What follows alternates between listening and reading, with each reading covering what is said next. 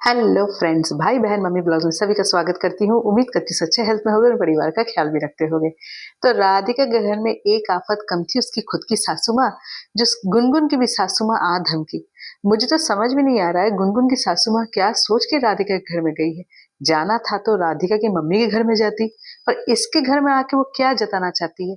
जिस समर की माँ को गुनगुन नहीं रखना चाहिए और एक्सक्यूज क्या दी अपनी सास ध्रुव की मम्मी का कि वो गांव से आ जाएगी तो कलेश करेगी, और वो खुद गुनगुन की सासू माँ खुद आ गई है राधिका के घर में कलेश करवाने।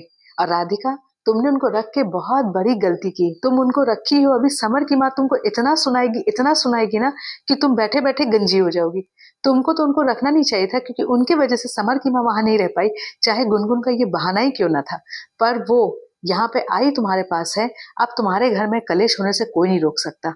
तुम खुद भी बोल सकती थी, यहाँ हम लोग खुद देख के समझ रहे हैं कि वो राधिका तुम्हारी मम्मी के घर भी जा सकती थी।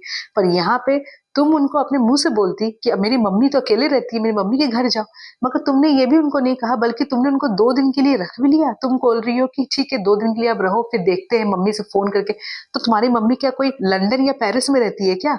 संग संग फोन करो अपनी मम्मी को, बोलो कि ध्रुव की मम्मी यहाँ आई है, आप तो अकेले रहते हो, आप उनको अपने घर में रख लो और उनको वहीं से फिर विदा करो। अभी तुम्हारे घर में कोई है भी नहीं, ना समर की माँ है ना समर है, कम से कम कोई जानेगा भी नहीं, उनको वहां से रफा दफा करो।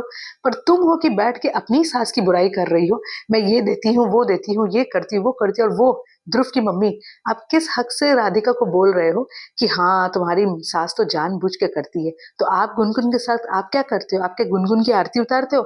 आप भी तो वही सब चीज करते हो, जानबूझ के करते हो। यहाँ राधिका ठीक है, वो तो बना के देती भी है अपनी सास को, पर आपकी बहू तो दिन भर टिप टप करती रहती है, सोती रहती है। पर यहाँ पे आप क्या करते हो?